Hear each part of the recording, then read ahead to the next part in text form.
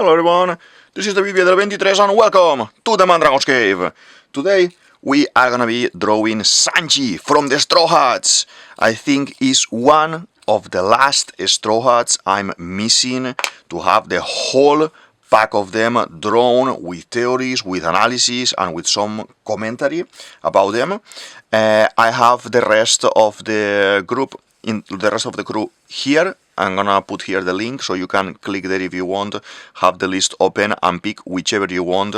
At the moment I think I'm just missing Sanji that I will do today and Jinbei that I will do a little bit further on. Today is a very special day, so let's do a royal character as Sanji originally Beansmoke is, okay? I wanna go for a pre-time skip design, beginning of the story design. As you always know, my favorite designs, most of the characters for my favorite designs are from pre-time skip, okay? And I hold them very, very dear, okay? So Sanji, we meet him in the Baratie. This is at the beginning of the story in the East Blue and is one of the first characters to join Luffy. We have first, Luffy goes into the adventure and then Zoro joins, okay? And then Nami joins, but she doesn't join and then come back. And then we have Usopp and then we have Sanji, okay? So it is very, very important character in the story. It is a very important character in the story. Look, the sun has come and he agreed with me now. And he is a cook in a restaurant, a maritime restaurant floating in the middle of the sea, okay?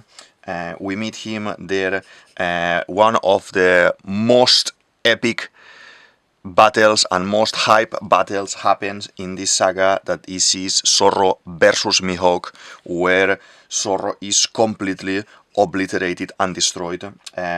They have to stay. The group had to stay here with the Baratie, with the cooks, because there happens a little bit of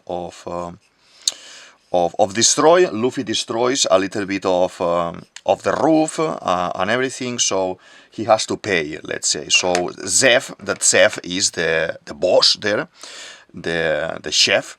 He says, okay, you're gonna be here, so you're gonna have to stay and pay. Let's sharpen a little bit this again because just broke the tip. This is as well at the beginning of the year, my first One Piece video that is gonna be shared here in the channel for this 2025, and let's do characters, let's hype the story, and let's try to find the One Piece together. Let's see if in this 2025 we reach to a interesting point in the story. I think Oda confirmed already that there is no much story left, so I expect some conclusions to start being drawn in the main story, so we all can see, okay? Sanji is a character like everyone else in the story that has a dream, and this dream is to find the Old Blue.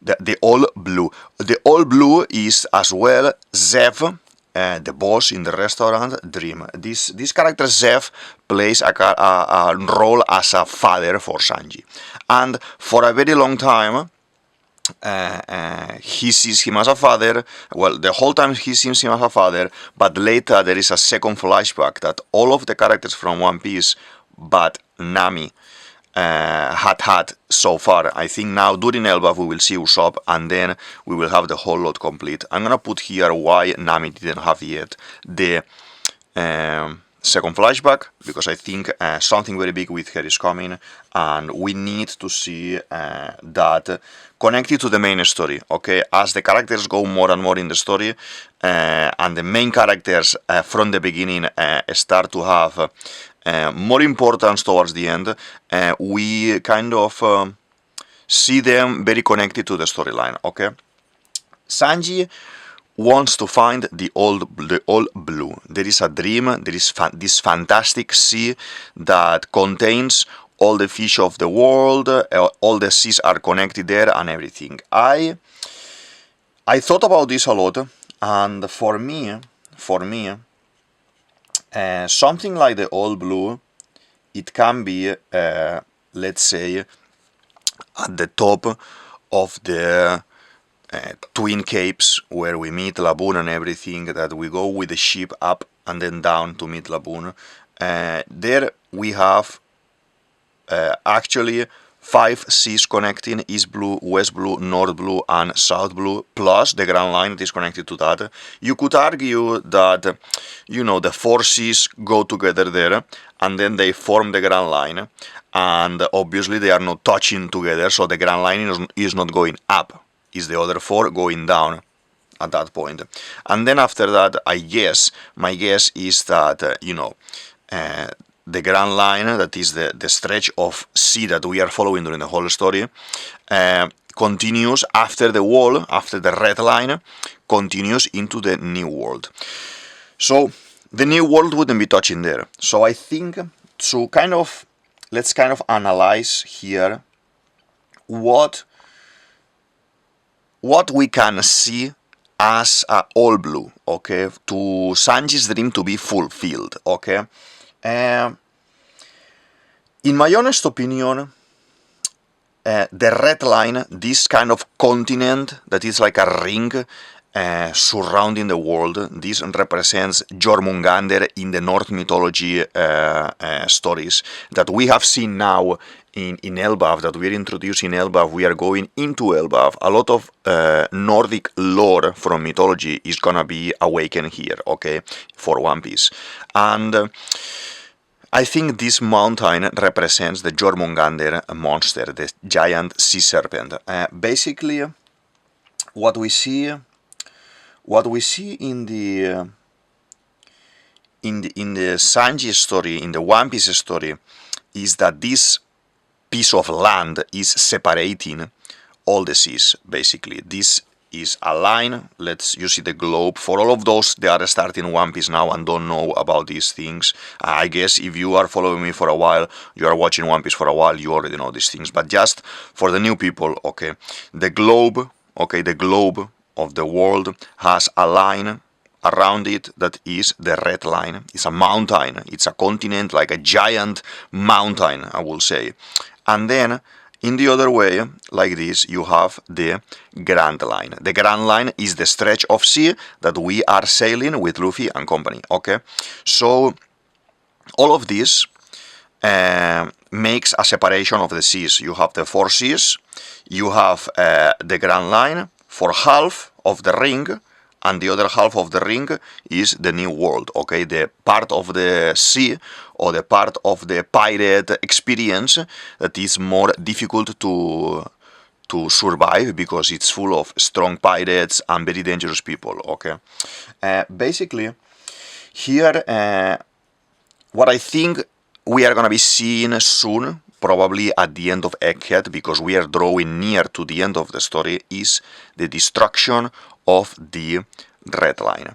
The destruction of the red line, this mountain circle, Jormungandr shape of a land, it seems to be artificially made. It seems to be something that 800 years ago, when the big war happened with the D and everything, or just before it happened, and that's why everything happened, the world government, the initial world government, these 20 kingdoms created, probably with the help of the mechanical ancient weapons, that I explain what are the mechanical ancient weapons and what are the ancient weapons in this list here. I have various videos about explaining why there are 6 weapons and not only 3.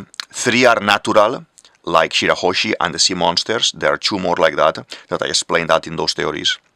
And there are 3 mechanical ones that they were created by man, by the men in the world, for the world government, to fight back these natural monsters, okay? So I think using this, probably the 6 of them, the mountain, this continent was created. It is said it is said that ages ago, before the war and everything, there was a race of people called the Lunarian. The Lunarian are a race of people that have white hair and massive black wings on the back, and these people have a flame that is unextinguishable, so it can't go off, that flame. When it flickers in a different way, they can be attacked, but they have a strong defense because of that flame, or kind of an immortal flame, let's call it, okay? So because, let's recalculate a little bit, because of this, I don't think the red line was fully covering or going around the full world. Maybe we can have a specific place, a specific mountain that was like that, and these people were in advantage to the rest of the world because they had high ground, and the territorios and originally the world government took over, and by doing this, probably they extended the wall. There is as well this thought I have as well of basically someone like Akainu having the lava or the magma fruit from 800 years ago could have built this massive continent for the world government as well, and that's maybe now because that's why he may be so important in the story, and he may be the boss in the Marines and everything, because her story may go a little bit more beyond what we thought it will be.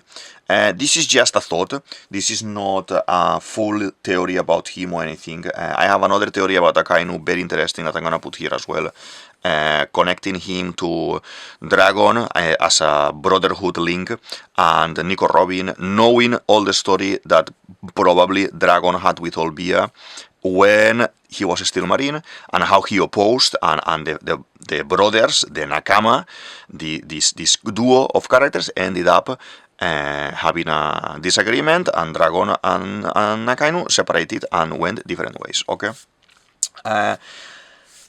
This character could have been, this character power, the lava, the magma fruit, could have been involved in the creation of the wall, okay?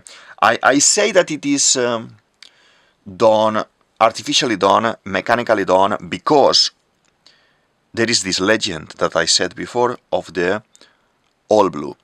If there is a legend of the all blue where there is a place that all the seas are together, is because that existed before.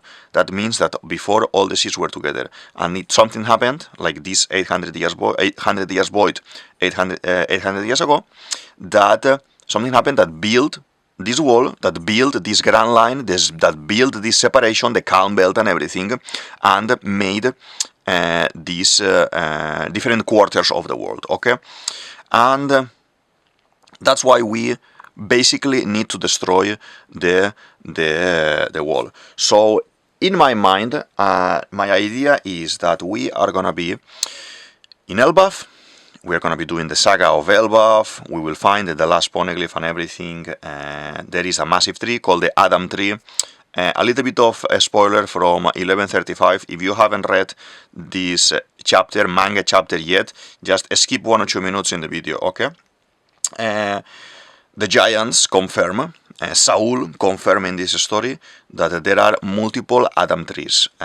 Those are the trees of the legend, a very special wood.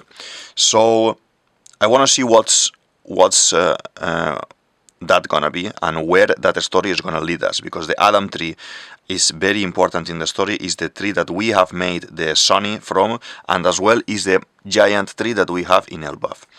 I think like in Skype Island, that we cut the vine, and the vine falls and helps Luffy to go towards Enel and boom, punch him and win the fight against Enel. I think we are gonna see something similar here. I think Blackbeard, there is a Royal Rumble that is coming, and I think it's gonna happen in Elbaf or outside Elbaf, around Elbaf. We are gonna have the characters that needs to be involved here are the Strawhats, and especially the Cross Guild. I think while we are doing Elbaf, the Cross Guild is gonna get hold of Pluton. Crocodile is gonna get hold of Mechanical Ancient Pluton, that it is underwater 7. Okay, all of this information is gonna be in that list of mechanical ancient weapons I said to you. The natural weapon, the monster, like the Shirahoshi sea monsters that we see in the story of the Gyojin, the monster, it is, or the monsters in plural, the land monsters in plural, that Momonosuke is gonna control are under Wano. But the mechanical ancient weapon, the Pluton blueprints that CP9 wanted to steal from Sanji, from Frankie, those were drawing a battleship, a crazy strong battleship. So that's gonna be what we are gonna find under Water 7. What Crocodile is gonna get hold of it, because there is a mini story of Iceberg trying to make the island float, and when he makes the island float, he will discover things underneath, because Water 7 has been built under Water 6, underwater 5, underwater 4, and going. I think more or less every 100 years the city has been reconstructed on top of each other. Okay, so I think underneath, where water, original water, the water of city, the city of water, water zero, basically, we are gonna find there the mechanical. We're gonna find there the mechanical ancient weapon built by the world government to fight the original ancient weapons, okay? And Crocodile needs to get hold of this and show up there. And we're gonna have a very important part of the tree, most probably caught by Zoro in a fight. And the other half of the tree, like we had in Skypiea, that it was exploded. It was exploded by the ancient dial that Viper had wrapped in the hand. Is gonna be here in the current storyline for the Adam tree, destroyed by probably a cannon attack, a cannonball, or a massive laser or something that this battleship is gonna shoot, and it's gonna be the thing destroying half of the tree. Okay, Zoro will cut half of the other tree, and the tree needs to, in my opinion, the tree needs to fall on top of the red line, because we are very close to Marejua, we are very close to the red line in this place called Elbaf, and the tree is massive. So I think everyone, some of the characters may be in Elbaf on the ground, like Zoro, Crocodile, etc. Other Straw Hats as well. Some other Straw Hats, especially Luffy, probably Usopp, they are on the top of the tree with Bibi. I think Bibi is gonna join here as well, and the whole story with the last ancient weapon that is gonna be Bibi with the flying monsters, all the air or the sky kings is gonna be revealed here, and all of these other characters are gonna fall on top of Marejua, destroying at that point the red line, falling into Marejua and starting a fight in Marejua, waiting for the other characters as well to join them in the fight in Marejua. Buggy needs to be there, Mihawk needs to be there, or Mihawk will die before, but Crocodile needs to be there, Zoro needs to be there, so everyone's going to be leading to that. So I think Sanji's dream is very important for the end of the story, because the consequences of the war that is going to happen with the main story of the One Piece now are what we are gonna be seeing as a cataclysm to project the all blue. Okay. I know this is a lot of information, but I'm just kind of trying to go slowly to explain everything, and please, you have the comment section down below. Please feel free to drop any question that I can answer or I can explain further from the theories. This theory is made from multiple theories that I have in the channel, and let's straighten up this a little bit. And to be honest, I've been thinking about this for a very, very long time, okay? Let's do... Just want to see if we are kind of... we are kind of straight there. In this drawing I'm making today, Sanji is the moment where he comes with the 2 plates and everything, very nice, very sweet, and I want to represent that there. We'll have 1 plate there holding, and the other plate is gonna be here. Okay. As I said, I know this is a very crazy theory, but all the stories before this are leading us to destruction of the red line. And destruction of the red line needs a very big explosion, a very big fighting power to be able to do it. Even if with the falling of the tree, with the falling of the Adam tree from Elba, a giant tree, it doesn't destroy completely. It doesn't destroy completely the red line. It can fall on top of Marijoa, okay, fall on top of Marijoa, destroy a little bit of the castle, destroy some of the part there of the town and everything, to bring Luffy there to the fight and start fighting, you know, the whole, you know, the Terriobitos, Imu, the Gorosei, all of these things can start as well again there. Because the God Knights needs to be involved there as well, okay? So basically, if we don't destroy the whole red line, destroy only the superior part, the town there, fall in the tree there, everything is chaos, everything is fight there. And because of that fight, and those strong characters start fighting in that point, that it is exactly underneath, it is exactly underneath that point we have Gyojin Island, okay? 10,000 kilometers inside the water, below the water, we have Gyojin Island. That specific part there needs to be destroyed, okay?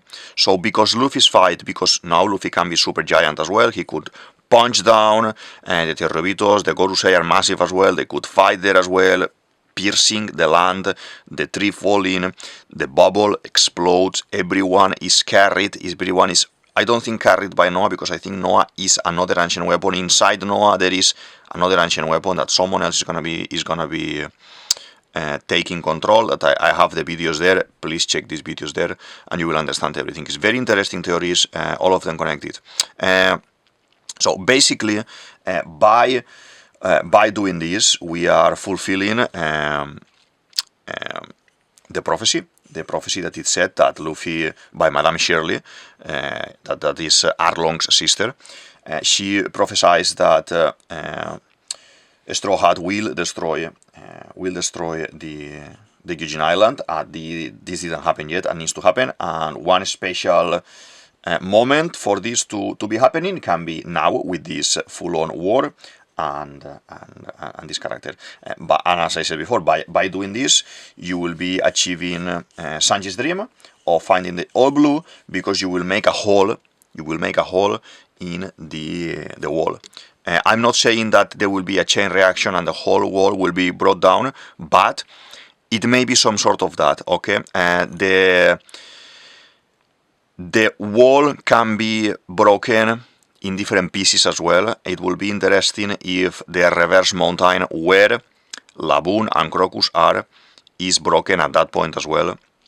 We don't know where it's gonna be Laboon meeting with the family or meeting with Brook and everything, but that needs to happen as well. But it doesn't need to happen in the exact same place, okay? The news can travel.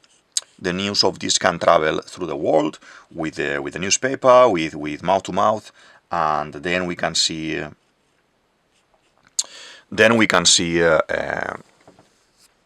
Let's straighten up this a little bit.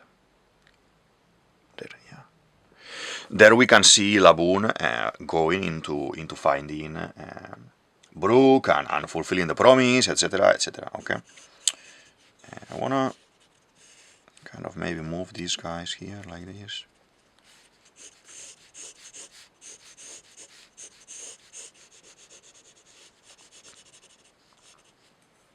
And he has the hand in the pocket like this. Okay.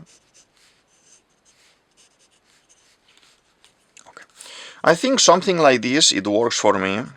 And now I think I will start by adding all the line work here, okay?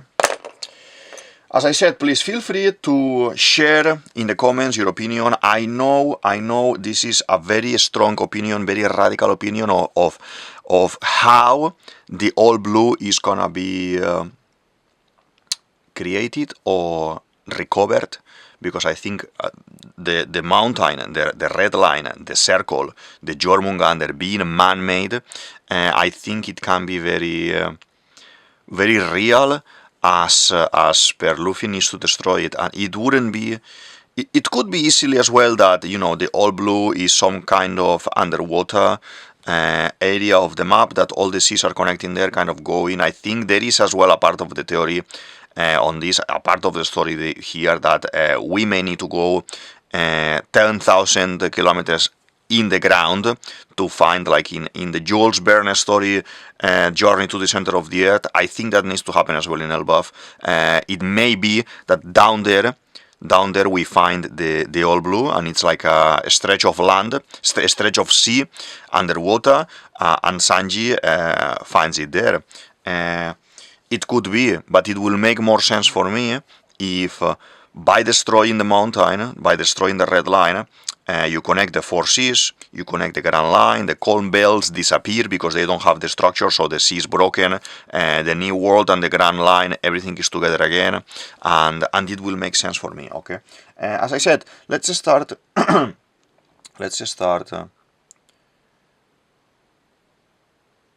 adding some line work.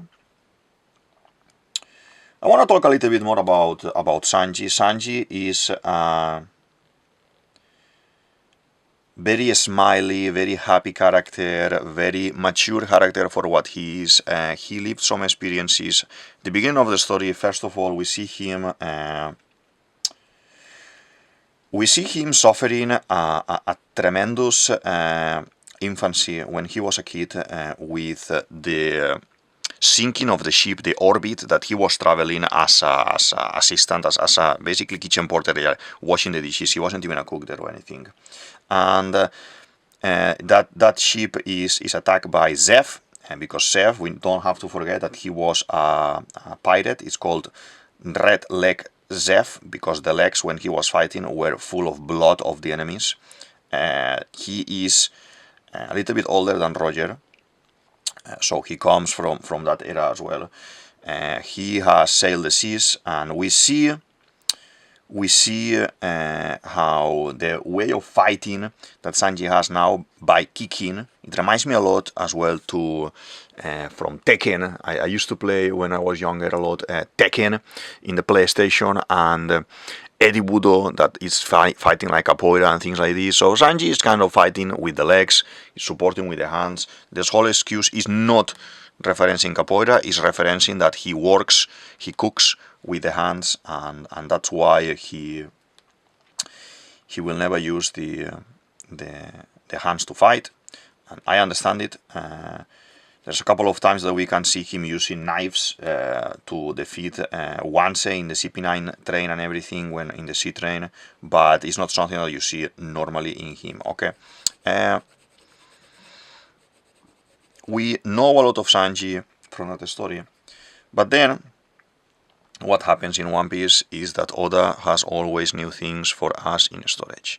Oda decides to go into Whole Cake Island, decides to reveal that Sanji has a second flashback, decides to say that the joke of Mr. Prince calling Crocodile on Little Garden and Arabasta and joking with Crocodile with this, oh, I'm Mr. Prince, I'm Mr. Prince. Then it happens that he is actually a prince. There is the evil kingdom of Germa 66, led by Big Smoke Judge. That's his father. This is a scientist that was working with Vegapunk and the rest of the group for maths, and he's specialized in cloning, okay? So this guy is only for the power. He wants to have the strongest army, he wants to make the strongest clones, he is not worried too much about the feelings or things like this. He marries a woman called Sora, and Sora gives him a couple of sons, an older daughter, the sons, the four brothers. So you have Sanji's sisters first, that she was already born, that she's modified afterwards, and Reiju. But the four brothers are modified while they are in the womb, while in the mother's belly still. This makes the mother sick, that it's in bed all the time and ends up dying in time. Sanji is very aware of this. Sanji is the only brother that kind of doesn't awake this Germa 66 special power, where the rest of the brothers, all of them have this, and Judge and the rest of the brothers, obviously Iji, Niji, and Jonji. That means in Japanese Iji is 1, so it's like 1, 2, 3, and 4. So 1, 2, and 4 brothers, they basically disregard Sanji, they bully him, they mock him, and even to the point that considering him a failure because he has no power, because he's human, they decide to put him an iron mask so no one can recognize him, because all of them look the same. They are quadruplets. They have the same face but different type of hair. The one hair is blue, the other is red, the other is green, and Sanji's is yellow. Okay, so and the father decides to, you see, you don't have powers, you are not my son anymore, and I'm gonna lock you up here in this cell. I'm gonna lock you up in this cell. I'm gonna forget about you, and we will bring you food and everything. You will not die, don't worry about it. But yeah, so that is very sad. That is very sad story. That is a very cryy side of the story. Drawing him cartoony like I always do. Don't expect to see this kind of super long leg Sanji. Sometimes I do like this. I want to do in the channel multiple Straw Hats, like multiple times I will draw Sanji in different styles, maybe in some cartoony time, like Adventure Time, some other a little bit more realistic, some other a little bit more long, more manga. But this one I'm doing, normally I'm doing them in my cartoon style, okay? This hand goes here in the pocket, and this other hand goes here. So Oda decides to reveal this second flashback. Everyone is crazy, like what is going on here, why are we having this, what's happening with Sanji, is what is the meaning of this? We go a little bit crazy there, and I don't know what to say about that. There's a lot of introduction about clones, a lot of introduction about superpowers, let's say.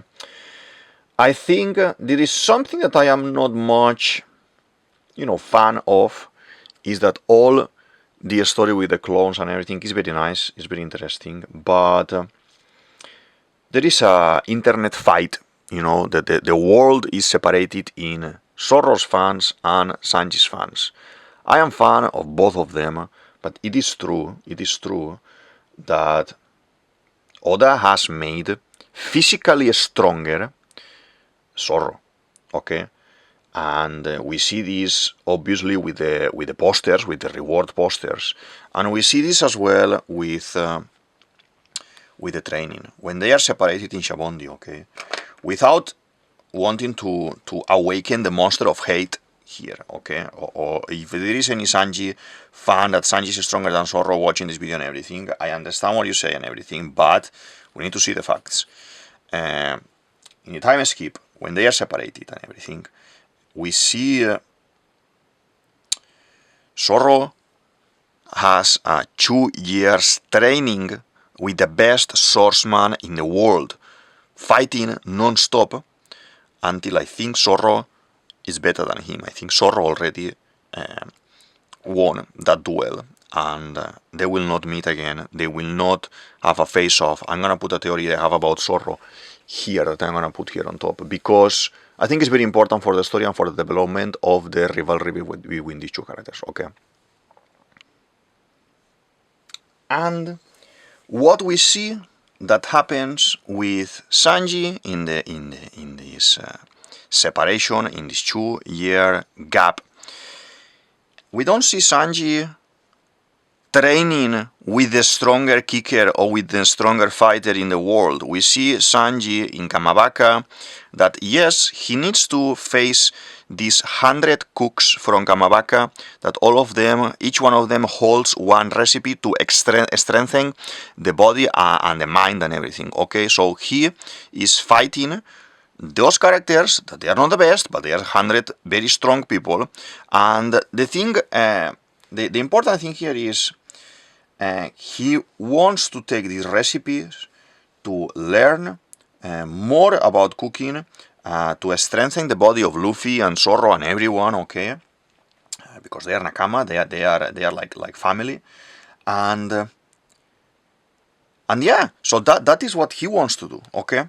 Let's do the plate here.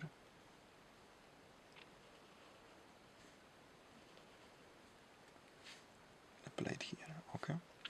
So that is what he wants to do. He wants to, by cooking, by the power of the cooking, he can heal Luffy, strengthen Luffy, help Luffy to become the Pirate King and everything. We didn't see a Sanji character having to face, to clash with the strongest fighter in the world to help Luffy. We see another type of a story with him, okay? And I like it. And now, because I'm talking about the cloning, because now what we see with Judge and the new type of power is like, okay, I had Zoro fighting a lot. I don't want to separate. I don't want to make a big gap between both of them, because I have this kind of brotherly rivalry between both of them that we all love and we want to see. So what I'm gonna do is I'm gonna power him up in another way. And then I think Judge and the Germa 66 is a story that came after, and Oda said this is gonna be a way to reinforce Sanji. And now Sanji, because all the fighting, because all the experiences that he has had lately, he has awakened the power of the brothers, the Germa 66 power, and his body super strong, and that's kind of an explanation why he can lit on fire the leg to kick Diablo Jambe and everything, and the other brother uses kind of electric power. You know, depending of the power that they have a specific ability, let's say. This is very far-fetched, but it could be that the father, he experimented with a lot of people, and we know he was in maths, we know he was with Vegapunk, we know Vegapunk was working for the government, we know the government had a Lunarian called Albert, that is King, the guy, the number one commander for Kaido, because Mats are very clever and they are scavengers, you know, they are kind of stealing and they are pirates. They may have gotten with some of that lineage factor from Albert as well, Lunarian, and that may be the power that why Sanji is so resistant. And that's why Sanji is connected to the fire, okay? Because some sort of Lunarian blood in him. It could be, I don't know, it hasn't been explained further, but it could be, okay? I'm gonna swap to 07, because I think that one is a little bit dry. Okay? Yeah, this one is a little bit better, I think. If not, I'm gonna be swapping from one to another, and that's it. So, as well, this is very...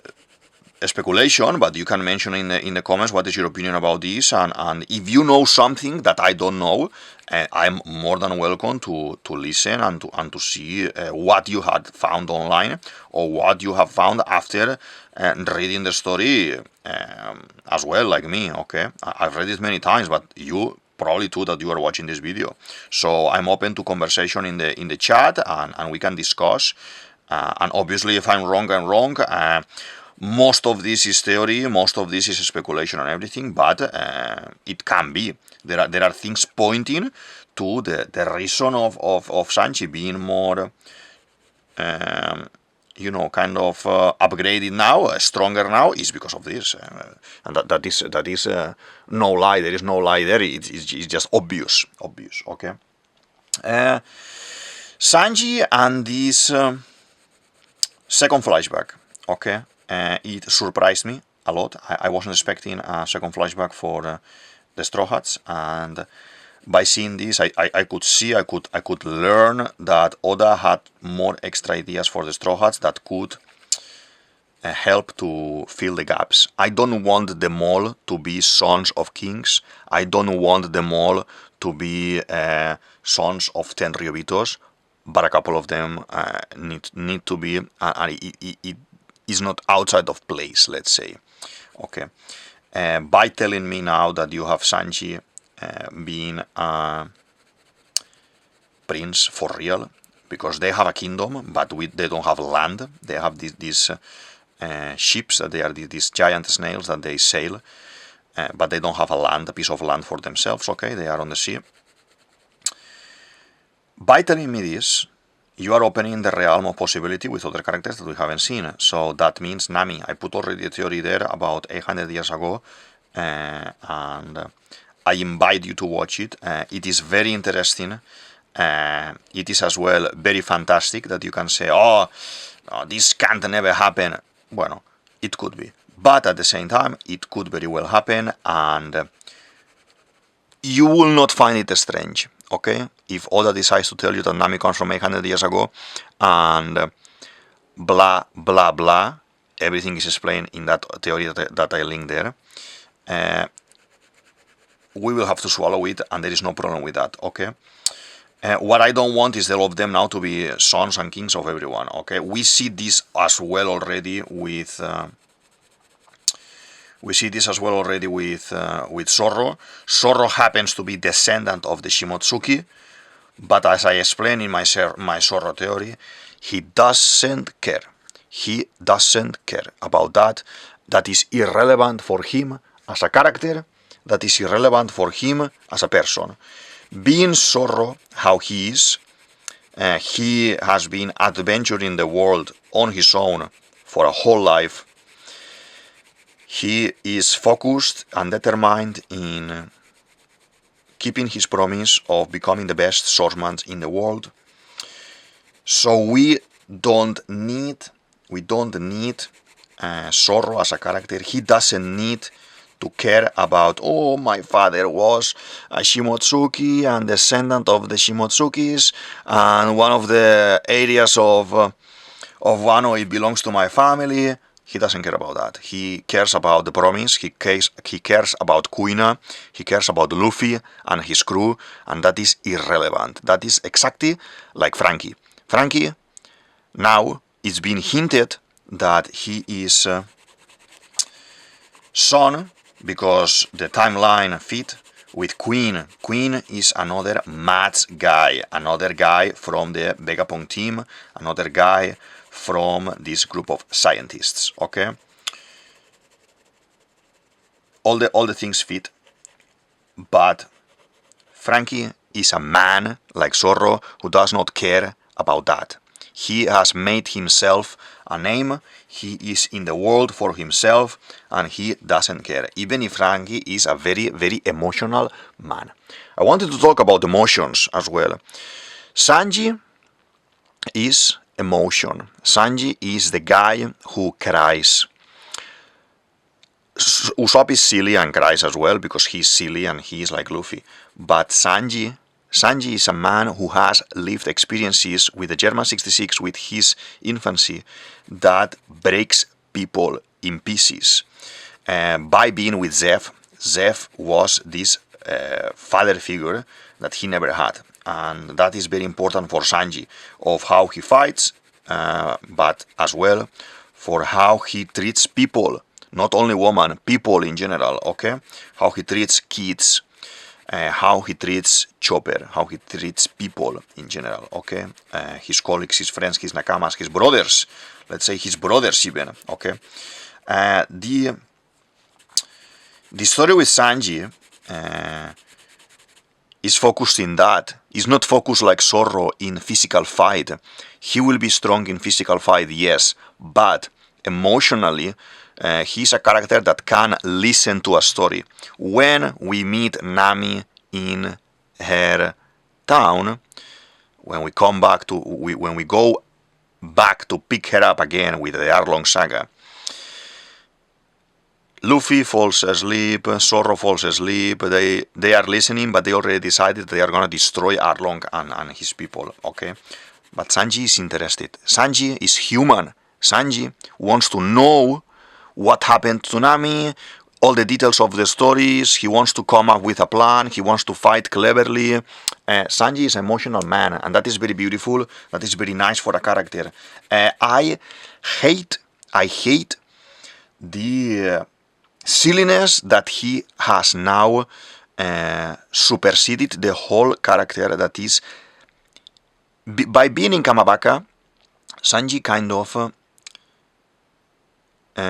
moved from this aspect of silliness with being on top of the woman 100% all the time, okay? I understand the gag, I understand the joke, I understand this kind of silly game and everything, yes, and it's always been funny, but since the time skip with the whole Kamabaka story, Oda, I think Oda, you have put it a little bit too much, okay? And Toei, you have put it even more. And I am not liking that side that much anymore, okay? I would like, please, if it is possible, to tone him down a little bit, focus him in cooking, and focus him in fighting, focus him in helping everyone, and leave a little bit on the side. Do the joke every now and then with Sanji and Nami and Sanji and Robin, but stop being these silly things and everything. He even have a wife now that you can call her wife, Pudding and everything in the story, and stop a little bit the thing because he's been a little bit disgusting with that aspect. Okay, I don't think people would kind of disagree, and people would say, oh no, he's still no. The joke has been a little bit thrown overboard, and I would like it a little bit more normal. I don't find Sanji a disgusting character, and I don't want to think about him like a disgusting character. I love him so much, like the rest of the crew, to be over the limit. Okay, Chopper is over the limit with the silliness of his fruit. I want more seriousness with Chopper. That is one request I have for One Piece, for Oda. And Sanji as well. I have a little bit of a request that calm down and do your thing, and let's forget a little bit about this kind of extreme silliness that he has with woman lately after the time skip. I don't need it, he doesn't need it, we don't need it, okay? And yeah, feel free as well to comment about this in the show more section, but yeah, I would like to see him a little bit more toned down. Sanji always reminded me to Kuro in some aspects. Kuro is the man of the 1,000 plans or the 100 plans. While everyone was fighting, and that is another of those aspects why Zoro needs to be physically stronger and Sanji needs to be mentally stronger in the sense of clever, intelligent, okay? Sanji is the intelligent guy, the clever guy in the crew, okay?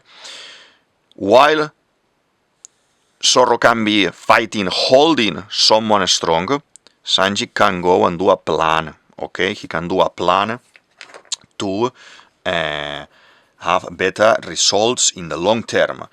While Luffy is fighting Ruchi, and while Zoro is holding the fort in the Tower of Hesitation, the Bridge of Hesitation, with Usopp, with Nami, with everyone fighting there, with Frankie, Sanji disappears. Sanji disappears because he is a brain.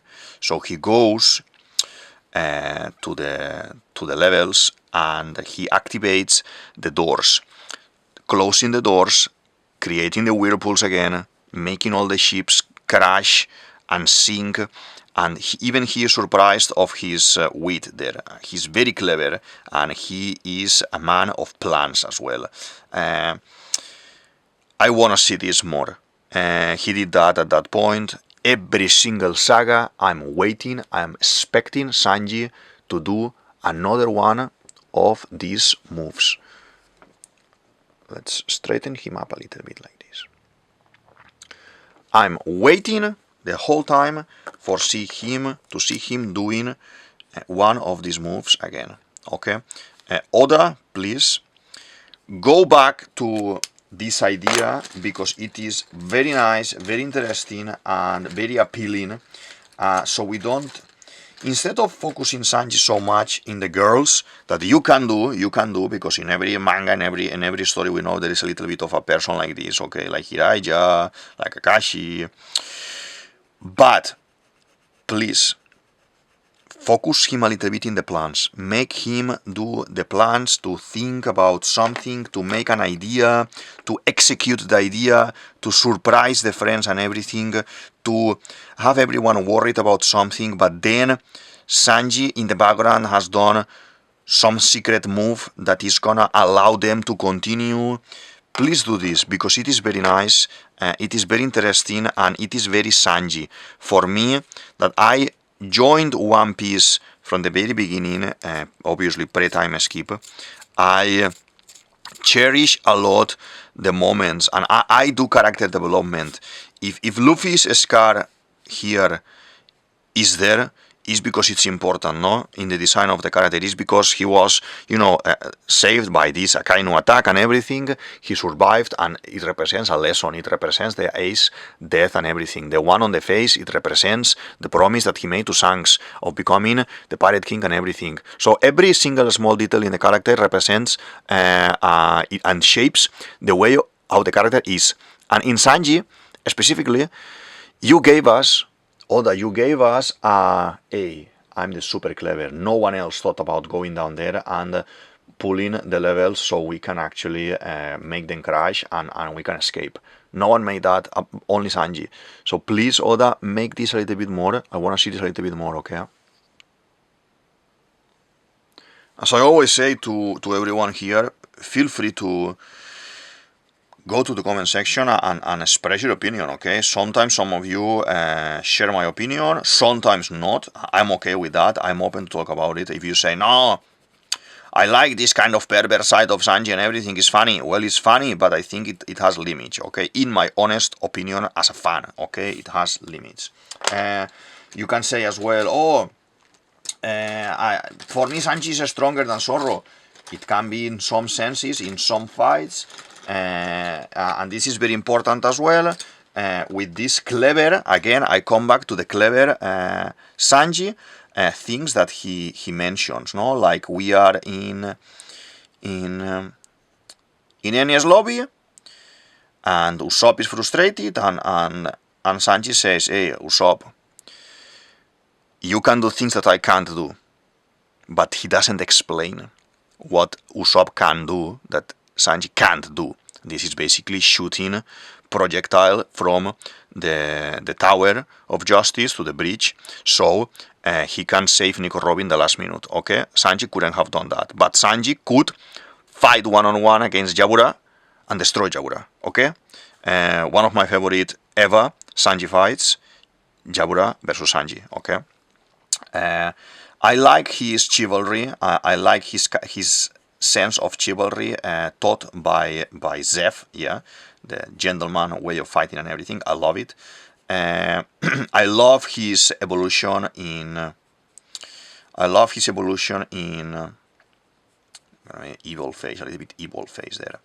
His evolution in Wano, where he is able to ask for help from Robin because he knows he's not gonna kick Black Maria and defeat Black Maria. He cries there like, "Oh, Robin, please come and help me."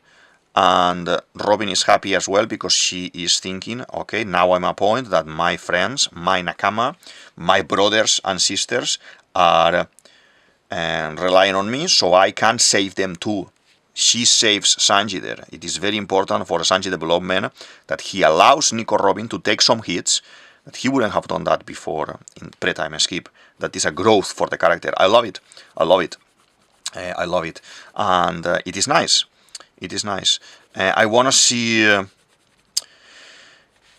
little bit more of old school One Piece, to be honest. I want to see. I say it a lot in my videos. I'm more pro time skip. I like most of the designs. I like them more before we got separated, before we got this separation in Shabondi and everything. And as I said in my previous videos as well, this may be a little bit of just me and my One Piece nostalgia, but I can't avoid it. I can't avoid it. So I'm sorry about that. Now I've done this one. Let's just modify this a little bit. Because I've done this one too dark now, and it looked that he had Draco Malfoy face. That he doesn't have Draco Malfoy face a little bit, but not exactly like that. Okay. So my thoughts on Sanji are kind of this. I strongly believe his dream of the all blue is completely tied to the destruction of the Grand Line. I know all the dreams at the end are connected, okay? And for one, we are not gonna have the all blue without having the best swordsman of the world, without having the map of the world. There is a time scale there. There are some dreams that will come first, and other dreams that will come later.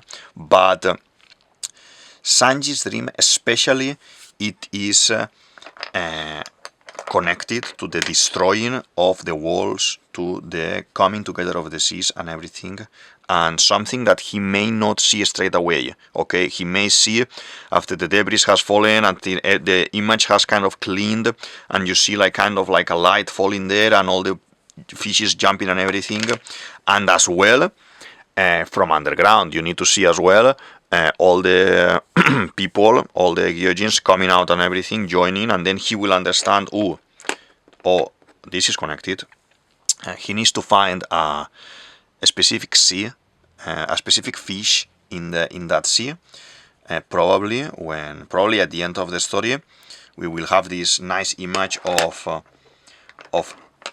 everyone destroyed, the ship is in the middle, and they will fish something because they are hungry. And Sanji will say, hey, 1 second, this fish is supposed to be from the East Blue. It will be nice to be some kind of fish that we already seen before. One of my favorite fishes in One Piece is the elephant one that comes from a flashback. It's just 1 second in the main story, but it is the main idea of one of the fillers, the filler that where he manages to get that salt and everything in Lockdown, because he has no storyline going on in Lockdown apart from helping Luffy to escape.